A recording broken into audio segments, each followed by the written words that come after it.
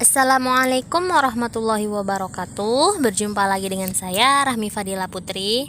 Baiklah, pada video kali ini saya akan membahas tentang populasi dan sampel dari penelitian kualitatif maupun kuantitatif.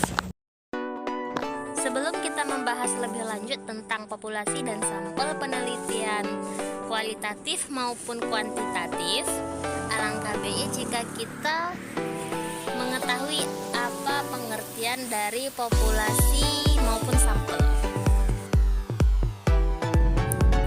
Tahukah Anda, hampir seluruh penelitian hanya dilakukan terhadap sampel, bukan kepada seluruh populasi. Namun, hasil penelitian atas sampel diberlakukan untuk seluruh populasi. Begitulah seharusnya sebuah penelitian, karena kita tidak mungkin melakukan penelitian kepada seluruh populasi.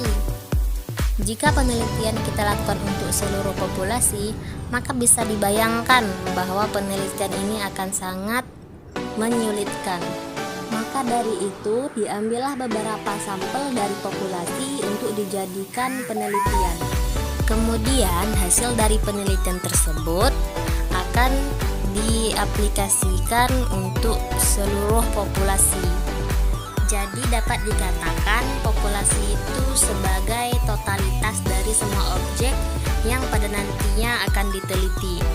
Sedangkan sampel merupakan bagian kecil dari populasi itu sendiri yang diambil sebagai objek dalam sebuah pengamatan atau penelitian lantaran dianggap mampu mewakili populasi. Mengapa harus ada sampel?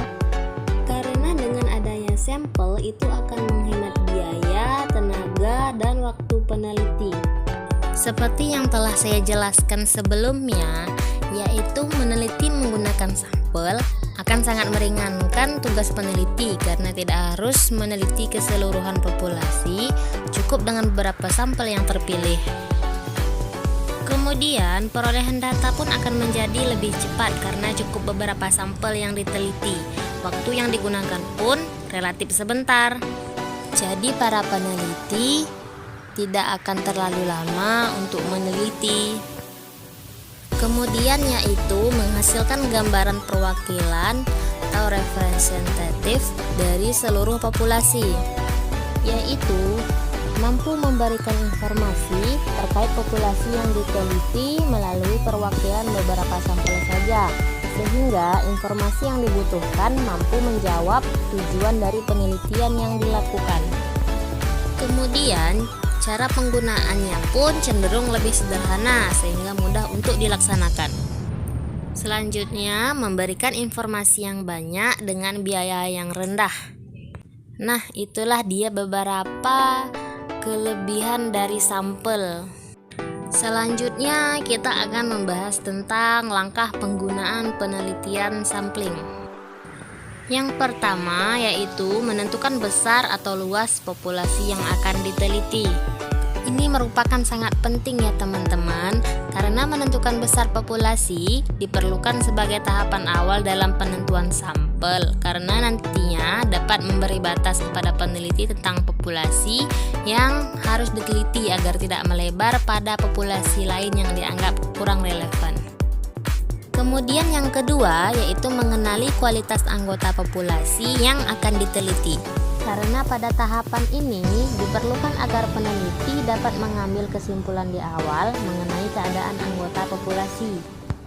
Karena jika sudah mengenali keadaan anggota populasi yang akan diteliti nantinya, akan memudahkan kerja peneliti untuk menentukan langkah penentuan besar sampel hingga teknik pengambilan sampel yang harus digunakan.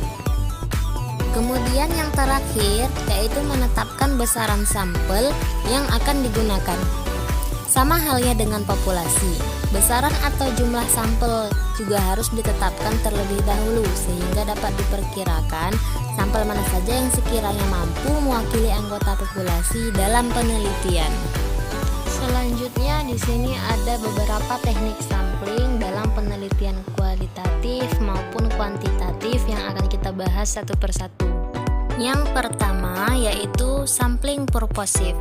Teknik sampling purposive ini ialah di mana prosedur peneliti mengidentifikasi informan kunci.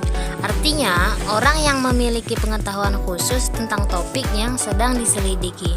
Misalnya, penelitian tentang kondisi politik, maka sumber datanya adalah orang yang ahli politik. Kemudian yang kedua yaitu adalah teknik snowball. Teknik snowball ini ialah teknik pengambilan sampel sumber data yang pada awalnya jumlahnya sedikit, kemudian lama-lama menjadi besar. Contohnya penelitian kasus korupsi. Maka KPK pun akan meminta sejumlah saksi dan bukti dari tersangka yang terlibat korupsi sebagai sumber data. Kemudian yang ketiga yaitu adalah grounded theory, yaitu prosedur di mana mengumpulkan pengamatan, percakapan, wawancara, catatan publik, responden buku harian dan jurnal.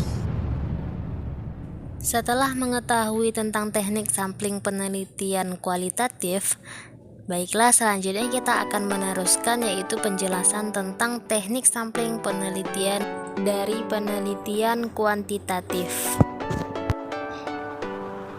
Yang pertama, sampel dalam penelitian kuantitatif dinamakan dengan responden dan bersifat sampel statistik. Kemudian, sampel harus mewakili populasi dengan karakteristik yang unik atau dikatakan representatif.